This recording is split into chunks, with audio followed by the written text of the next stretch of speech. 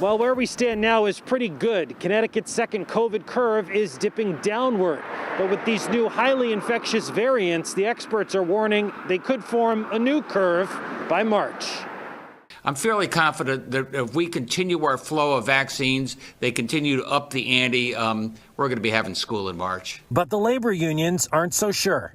If we want any possibility of keeping schools open, we need to make sure that teachers and school staff are protected with vaccines. New state data revealed that within the last week, 1,060 Connecticut students tested positive for COVID. 299 staff were stricken with the virus as well. Citing the CDC, the state continues to say the risk of spread within the schools is low. Schools are not a driver of transmission. But while the infection rate in the community drops, Connecticut saw a 17% increase week over week in COVID cases for students doing in-person learning. We know that because testing isn't happening in schools, except for those exhibiting symptoms, we don't really have a handle on the extent of the infection rate. That's true in Connecticut. It's also true in Wisconsin, where that study was held. In Glastonbury, following a meeting with state epidemiologist Dr. Matt Carter, parents were told to prepare for remote learning.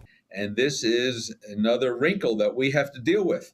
We're not going to put our staff and our students in harm's way. But state COVID communications coordinator Maura Fitzgerald told Fox 61 Dr. Carter, quote, did not advise that people or schools in Connecticut prepare for a shutdown here or make any assertions about what impact there may or may not be here in Connecticut. She said instead he was explaining what steps other countries have taken where the new strain has become dominant. Glastonbury is looking into ways to increase distance, double mask, and purchase better masks. The CEA is pushing ventilation and air purification, but above all, vaccinating as quickly as possible. We want to poll in each district and find out among school staff who's in, who's out, but we anticipate that percentage to be very high. Meanwhile, concerns about the toll remote learning has on social emotional learning and academic achievement. Student attendance drops with remote learning. All along, teachers have maintained that in-class education is, of course, the best. I know that parents want their children in schools. The teachers do too.